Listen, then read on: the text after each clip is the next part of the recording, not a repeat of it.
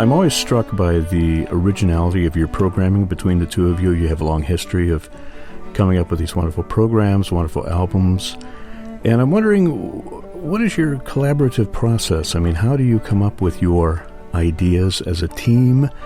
And can you talk about the genesis of TROIKA in particular?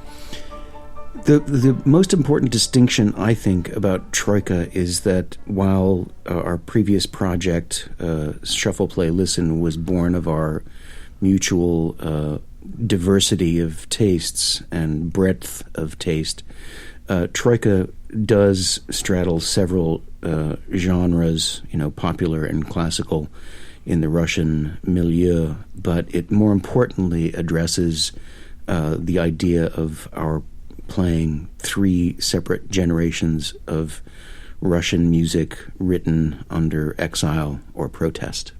We really just follow our passions. I mean, we've been wanting to play Russian music for a long time. We've been playing, Shostakovich, Prokofiev, Rachmaninoff in concert, slipping it into our Shuffle, Play, Listen sets for a long time, and then we kind of got sidetracked when we discovered it was such a revelation to discover the Beethoven on period instruments and sort of the origin of this combination of cello and piano. So now with TROIKA, in a way, we're returning to music that we've been passionate and thinking about for years.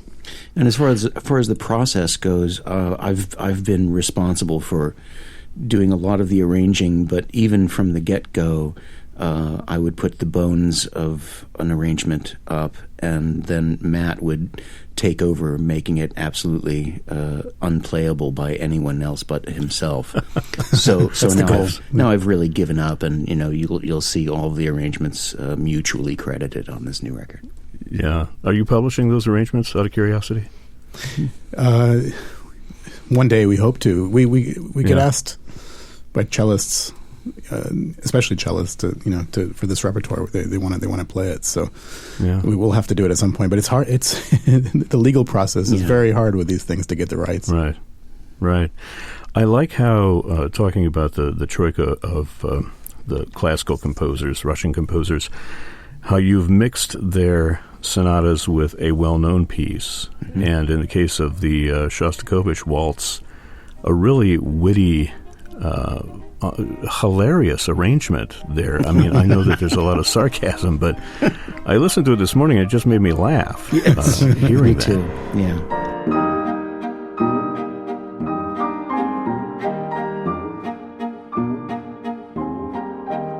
Were you imagining Kellyanne Conway dancing with Kislyak in the Oval Office? Is that what made you laugh? Well, I had just flipped through the program book at that point and saw that mural of Trump and Putin kissing each other, so that kind of set the tone. But it sets the tone for the whole album. I wonder if you could speak a little bit to this idea of pairing popular works. You've got the waltz of Shostakovich, the TROIKA, Prokofiev, and, of course, the Vocalese, which everybody knows from Rachmaninoff. And they're serving as sort of the overture, the introduction to the more serious cello sonatas. And where did that idea come from, and how does it play out in the course of this recording? Well, even in the sonatas, I mean, Prokofiev had to go through several committees to get approved for his music. So, they couldn't perhaps get as serious as they wanted. I mean, they had to make it in some way palatable to these cultural committees of the Soviet Union and make it music for the people.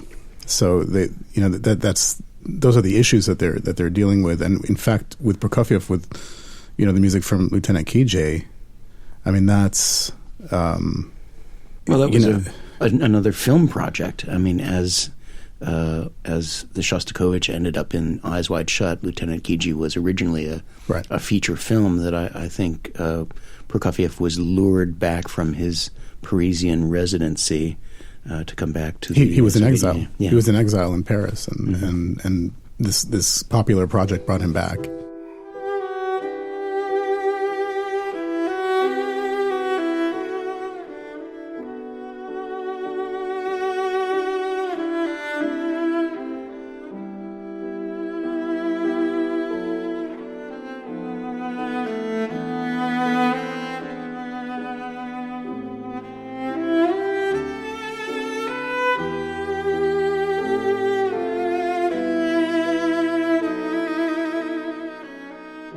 You put the vocalese after the Rachmaninoff sonata.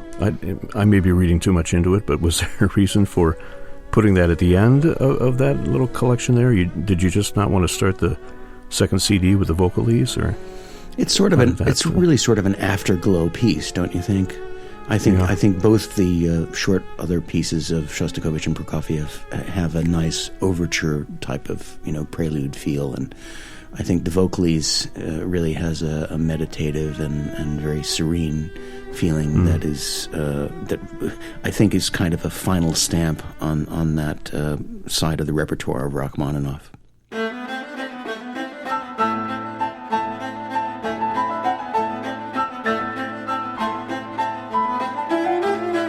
Matt, maybe you can address the different ways that Shostakovich and Prokofiev and Rachmaninoff approached the cello. Do they write similarly for the instrument, or is there a big difference? There's a difference. I mean, Prokofiev was really working closely, I think, with Rostropovich. So you have some passage work that I'm sure Slava had a say in, and he was really writing for Slava. I mean, with Rachmaninoff, I mean, it's a piano concerto, really, and I'm the orchestra. But he writes very lyrically for the cello, but he also makes sure that the cello never steals the attention away from what's going on in the piano, which is pretty epic.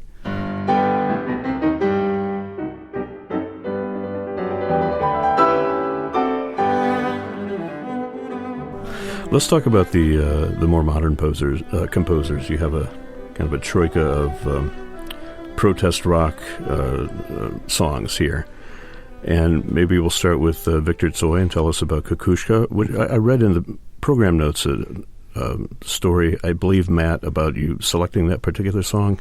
Yeah, that's right. I had my 6-year-old daughter on my lap. Chris had sent me a dozen or so Russian tunes to listen to. I wasn't that familiar with Russian pop music, and we went through and we got to the Viktor Tsoi song, to Kukushka, and my daughter in her Quebecois just kept saying encore, encore, play it again, and we listened to it 10, 20 times, and finally I gotta go, I can't listen to it again. But I called Chris and I said, I think we have our hit, at least for the 7-year-old market.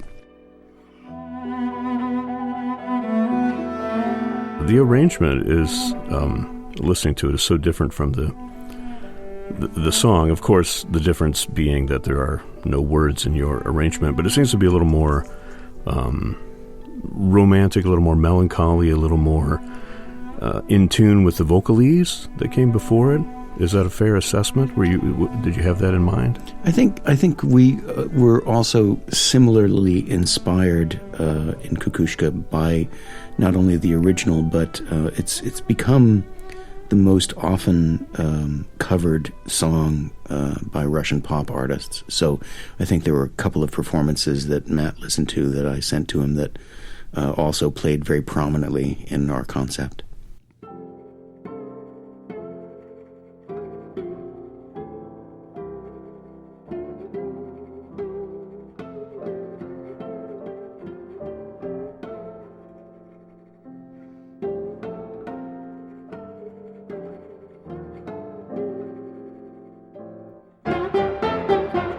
Talk about the Pussy Riot. What led you to select that? I assume because of the protest nature of the band and their relevance today. Well, I mean, as we were as we embarked on this recording project, world events started to sort of become very current, and just the subject of Russian collusion in the election, right. And so you started in November of 2016, right? No. I started long before that, actually. Yeah. But it took on a certain urgency once when Russia got on the news, and that the story of Pussy Riot, and I mean it's really not that different than the story of Shostakovich and Prokofiev, and the idea of repression, of freedom of speech, of getting your voice heard, and getting just having that ability to express yourself. And with Pussy Riot, it was even more extreme. Of course, they were imprisoned, and Yeah. So it was not easy to find a tune.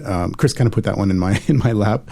It was not easy to find a tune that would translate for cello and piano. There's not a lot of lyrical moments in their music that we found, but this particular song works beautifully and has the sort of Russian Orthodox chorale to it, that kind of a rondo form that comes back, and so that works perfectly for the two of us. We've discovered that in Garry Kasparov's book, Winter is Coming, that this was indeed the song for which Pussy Riot was imprisoned, and one of the members subsequently killed.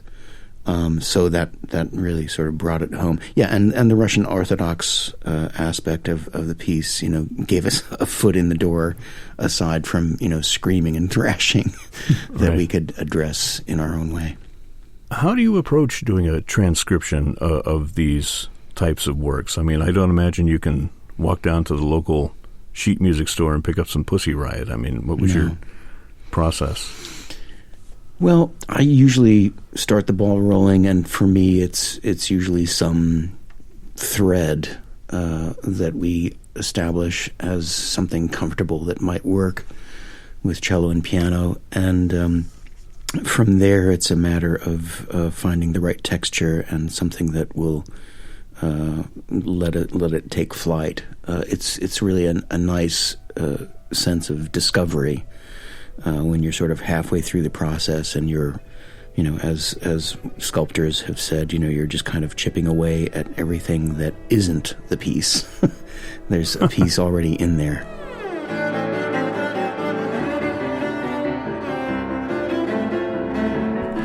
Just quickly, how does John Lennon fit into this formulation for you? Well, I'm back to the USSR. I think we sort of had to go there, and the lyrics are just as relevant today as they were when they penned them. So this is it was just a fun addition to the whole set. And Matt really nails the guitar solo, so there was that. I'll take any guitar solo.